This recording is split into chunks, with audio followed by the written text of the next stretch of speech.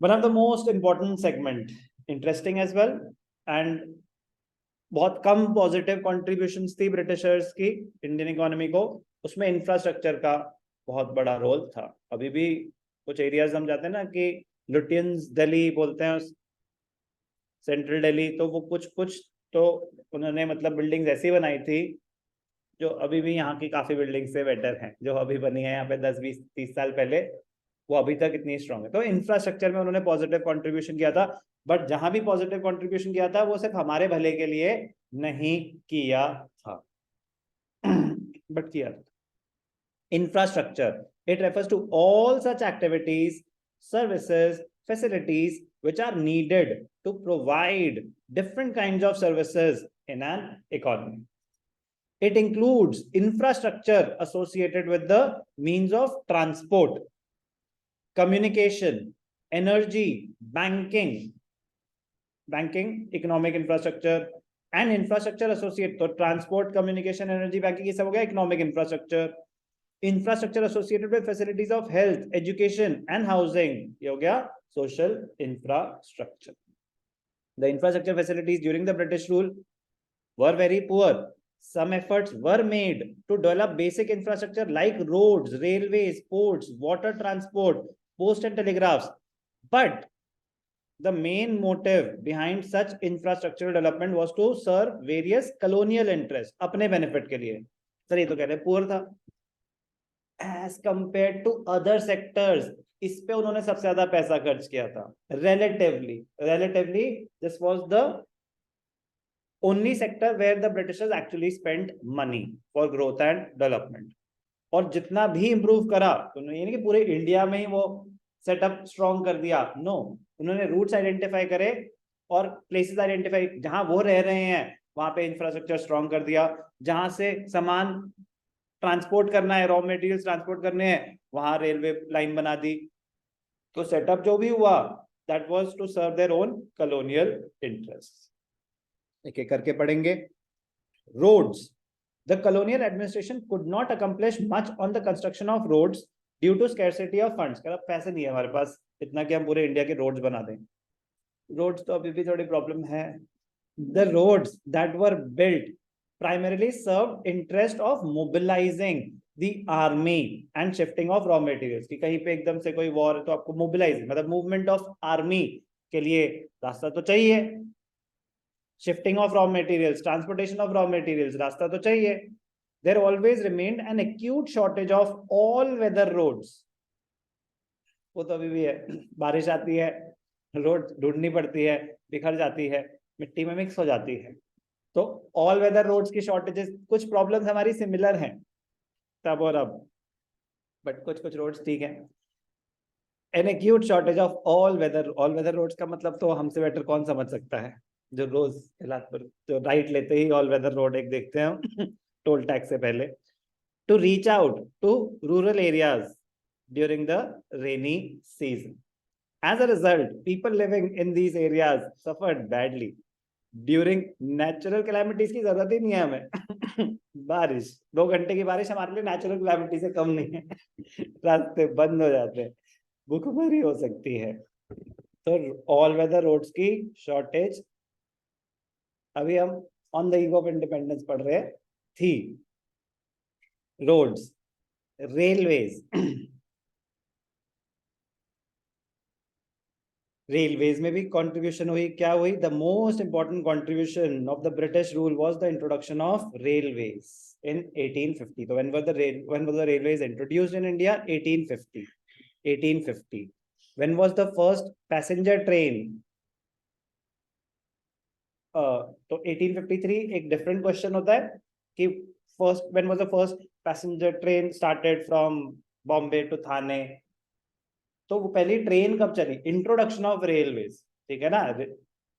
Setup हो गया, process start हो गया, रेल लाइन बनने में टाइम लगता है. तो 1850 में रेलवेज इंट्रोड्यूस हुई इंडिया में. पहली ट्रेन कब चली थी? 1853 में. 2 अलग क्वेश्चंस बनते हैं. The railways affected the structure of Indian economy in 2 important ways. Important contribution हुई railways की. Connectivity बनी. Railways enabled people to undertake long distance travel. It broke geographical and cultural barriers and promoted national integration. It enhanced commercialization of Indian agriculture, which adversely affected the comparative self-sufficiency of villages in the Indian economy. The railways affected the structure of Indian economy in two important ways. Number one, it enabled people to undertake long distance travel. It broke geographical and cultural barriers and promoted national integration. Movement easy हो गई. It enhanced commercialization of Indian agriculture. अगर आपके पास railways नहीं है तो सामान transport करने में बाय रोड जाना पड़ेगा, टाइम कहीं ज्यादा लगेगा, और फूड तो पेरिशेबल आइटम होता है, वो तो डिस्ट्रॉय हो जाएगा. तो it enhance commercialisation of Indian agriculture which adversely affected the comparative self-sufficiency of the village economies in India.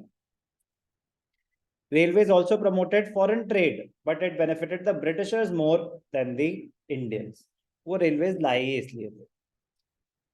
The construction of railways led to huge economic losses to the Indian economy. खर्चा तो India ही bear कर रही थी, मतलब Indian funds ही use कर रहे थे. Infrastructure कह रहे इंडिया में बन रहा है ना, तो खर्चा तो आपको ही बेयर करना पड़ेगा.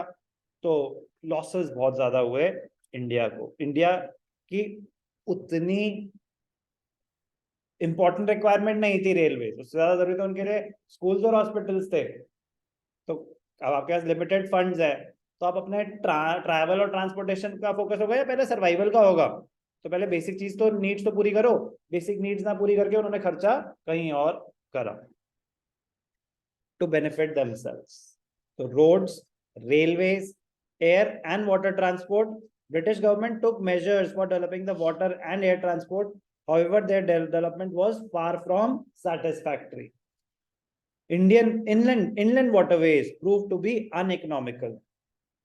कह रहे वो तो बहुत कॉस्टली है, तो अफोर्ड ही नहीं कर सकते थे ज्यादातर लोग. As in the case of Coast Canal on the Odisha coast, this canal was built at a huge cost, but it failed to compete with the railways, and finally the canal had to be abandoned. बनाने का खर्चा भी हुआ, uneconomical था, तो ज्यादा लोग use ही नहीं कर पाए, रेलवे से compete कर नहीं पाए कॉस्ट वाइज, तो उन्होंने बंद ही कर दिया वो. Communication, post, telegraph were the most popular means of communication. The introduction of the expensive system of electric telegraph in India served the purpose of maintaining law and order. तो जो telegraph भी introduce करा, वो the colonial government, they introduced it for their own benefit to maintain law and order. Information भेजनी है कि वहां पे प्रोटेस्ट हो रहा है, वहां पे वो प्लान कर रहे हैं अटैक करने का, तो इंफॉर्मेशन इमीडिएटली शेयर हो जाती थी. The postal services, despite serving a useful public purpose, remained all through inadequate. तो हर एक पॉइंट के बारे में ये पता होना चाहिए कि उसको ब्रिटिशर्स ने कैसे यूज करा. Okay, road, railways, air and water transport, communication, सबके बारे में आपको पता होना चाहिए. वेरी वेरी इंपॉर्टेंट कि ऐसा उनको, मतलब हम पे कैसा तरस आ गया कि उन्होंने इंफ्रास्ट्रक्चर पे इतना खर्चा किया कि सेटअप करने पे, मतलब और भी तो इतने सारे एरियाज थे, इंफ्रास्ट्रक्चर को ही क्यों उन्होंने अपना प्राइमरी फोकस बनाया. द बेसिक ऑब्जेक्ट, बहुत इंपॉर्टेंट क्वेश्चन है.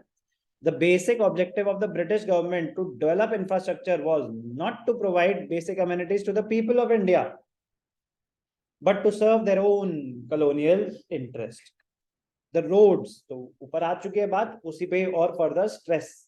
The roads were built for mobilizing the army within India and for drawing out raw materials. तो सेम ऊपर भी आया था कि roads का जो एडवांटेज था वो mobilization of army and shifting of raw materials, उसी को summarize कर रहे हैं. From the countryside to the nearest railway station or port to send these to England or other lucrative foreign destinations. Railways were introduced by the Britishers, developed by the Britishers for three reasons: to have effective control and administration over the vast Indian territory, geographical barriers reduce हो गए, long distance travel करना possible हो गया. To earn profits through foreign trade by linking railways with major ports, to make profitable investment of British funds in India. The system of electric telegraph was introduced at a high cost, but it was the purpose was to maintain law and order. One of the most important contribution of the Britishers was in the field of infrastructure. Important है, याद होना